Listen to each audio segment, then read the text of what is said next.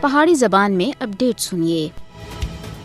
مقبوضہ جموں کشمیر وچ اسلام دے پہلاں دی تہذیب زندہ کرنا بی جے پی اور RSS دا اصل مقصد ہے۔ اس دے واسطے پورے مقبوضہ جموں کشمیر وچ مندراں دی دوبارہ تعمیرات دا زین و آرائش بی جے پی دا منصوبہ ہے۔ اس مقصد دے واسطے آرٹیکل 370 دا خاتمہ بھی کیتا گیا۔ وسطائی مودی حکومت مقبوضہ جموں کشمیر تے مسلم اکثریتی کردار کو ختم کرنے دے تے تلی ہوئی ہے۔ بھارت مسلم اکثریتی حیثیت کو بٹانے دے واسطے مقبوضہ جموں کشمیر وچ غیر ریاستی لوکاں کو آباد کر رہا ہے، جس دے واسطے 45 لاکھ ڈومیسائل دا اجرا کسی دے مخفی نہیں ہے۔ مودی دی طرف سے 5 اگست 2019 وچ غیر قانونی اور غیر آئینی اقدامات دا مقصد مقبوضہ جموں کشمیر دی مسلم شناخت کو انہاں کولوں کھسنا ہے۔ مودی کشمیری عوام دے حق خود ارادیت دی جدوجہد کو نقصان پہنچانے دے واسطے انہاں دی مسلم شناخت انہاں کولوں کھس رہا ہے۔ کشمیری عوام ہندوتوا مودی حکومت دے ذریعے 5 اگست 2019 وچ لوٹ مار اور توہین اور بے عزتی کو کسی بھی صورت وچ نہیں بھول سکدے، جد کشمیریاں دے اوتے تاریخ دا بدترین فوجی معاشرہ مسلط کر کے انہاں دے ساہ لینے دے اوتے بھی پابندی لا دیتی ہے۔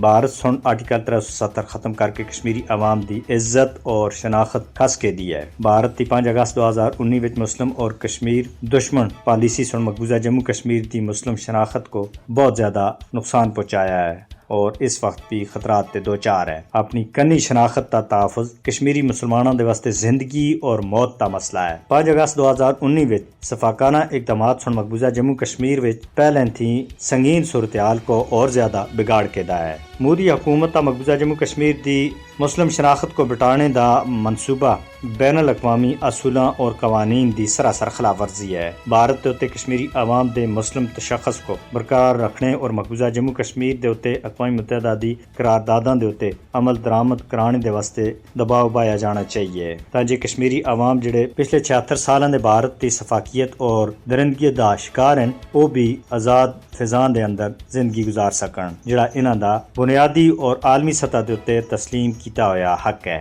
جس دے واسطے وہ تاریخ دی لازوال اور بے مثال قربانیاں دے رہے ہیں۔